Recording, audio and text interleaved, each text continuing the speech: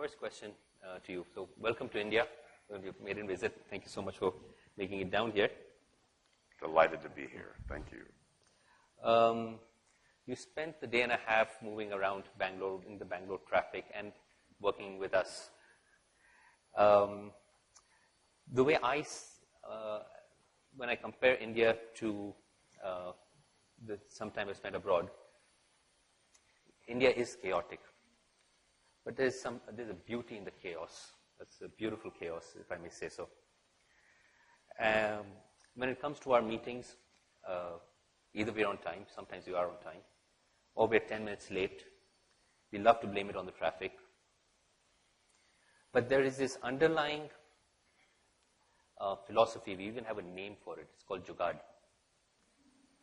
And why the Snickers? What Jugaad means is, many a times, the way we are wired, we don't know how to get something done. We wouldn't know how to get there. We wouldn't know, for example, how to put this event together. But that doesn't phase us. Say, hey, what the hell? Let's start it. We'll figure it out on the way.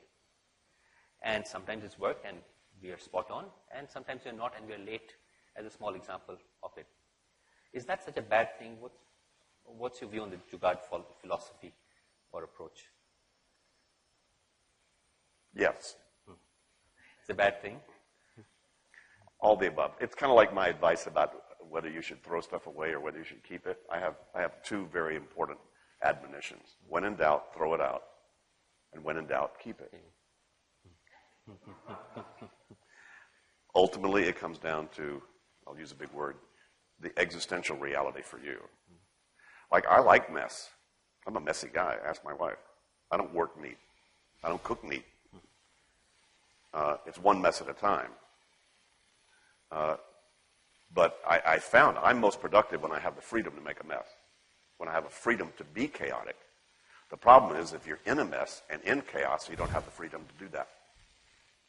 If you're in a mess, you don't have the freedom to make a mess. Right? That's why chefs start mise en place, everything in its place. And then they go nuts. So I like that. I like the freedom. Don't fence me in. I'm a freedom guy. That's why I came up with all this. I don't want to be distracted. I don't want to be held hostage by anything. I want to be able to follow my intuitive hunches. I plan as little as I can get by with, folks. I sleep as long as I can. I am not a motivational speaker.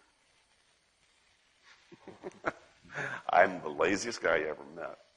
I love the freedom to have clear space in my head and be fully present with what I'm doing.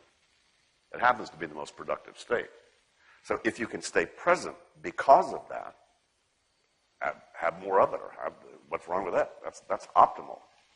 If, however, what that's doing is preventing you from accessing cognitive horsepower that you could use in a more fulfilling way for you, then you got a big improvement opportunity. So that's why I say it's really individual. Called, hey, some people like lots of stuff around them. It makes it easier for them to focus. Actually, the most information-rich, people say information overload.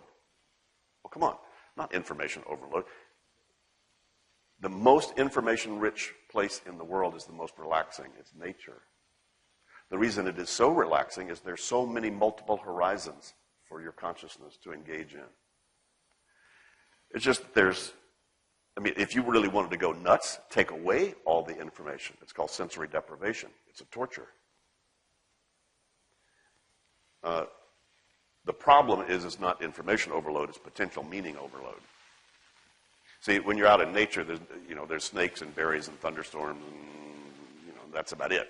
So you don't have to manage a whole lot out there that's potentially meaningful that you need to do something about. That's why your brain evolved to only handle about 4 things. Your brain evolved very, very wonderfully to recognize patterns. You can see a berry from 40 meters away. You can see where a lion might be coming out of it. You can recognize patterns based upon long-term memory, but you can't remember worth crap. Your brain's not designed for memory. You hold more than 4 things in there. So anyway, the point is that a lot of information is actually quite enriching and can be quite relaxing.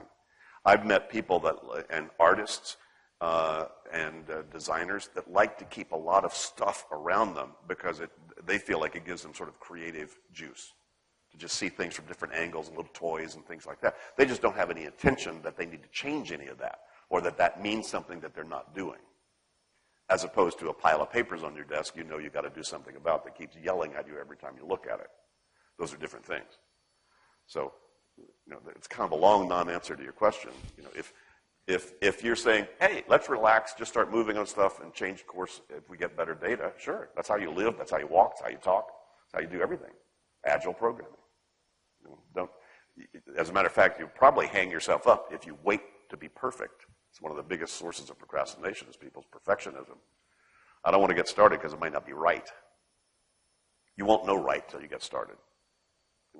In martial arts and karate, when you're sparring people, one of the things you never do is stand still. It actually takes less energy to turn 180 degrees and move in another direction than it does to go that direction from a standstill. So get moving, and then you start to find out. And get moving, and it's a good idea to know what you want. So, you got some course-correcting mechanism. No, that ain't it. Okay, let me try that. Ooh, that's more it. I don't think I've ever achieved a goal that I set exactly. Because basically I set the goal, and I go, wow, I want that. I look around and go, that looks like the best thing to do. So I start moving toward that. I get about halfway there, and I go, oh, wait a minute. That's really what I want. But I couldn't see that from back there. I had to get moving on that one before I could see that one. So I kind of slid into my life.